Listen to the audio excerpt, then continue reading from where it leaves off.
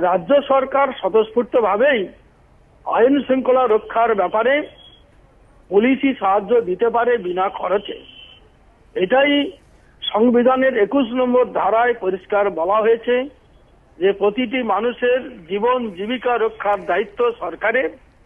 তাই সেখানে সরকারেরই দায়িত্ব স্বতঃস্ফূর্তভাবে আইন শৃঙ্খলা রক্ষা করার জন্য পুলিশি ব্যবস্থা করা।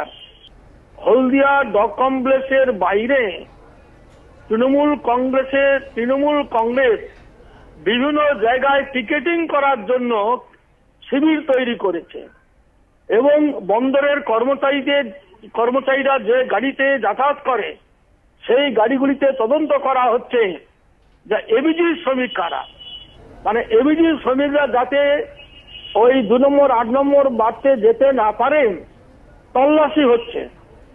সেখানেও তো পুলিশ নীরব।